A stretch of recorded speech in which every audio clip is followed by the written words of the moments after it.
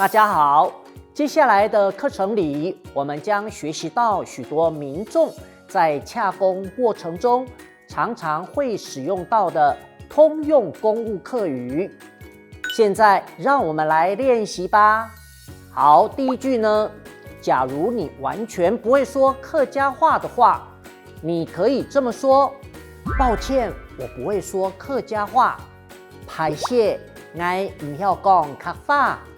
拍谢，我唔晓讲客话。接下来第二句，假如你听不懂对方说什么，你该怎么说呢？聽唔識，聽唔識，華語就是聽不懂的意思。好，接下來要學第三句，我們要怎樣引導民眾去抽號碼牌呢？客語就是搶抽號碼，搶抽號碼，華語就是請抽號碼的意思。接下來要怎樣跟民眾收取費用呢？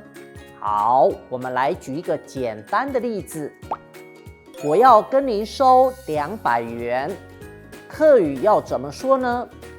我愛同收200元，我愛同收200元，我愛同收幾多元？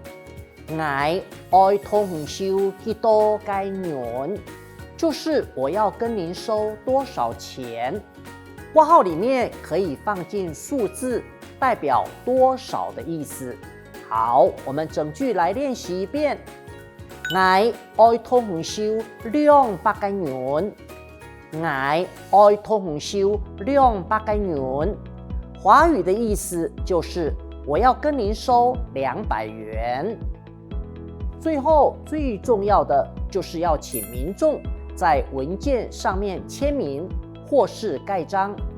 這個時候客家話要怎麼說？拜託你拖列位簽名，也係敦敬。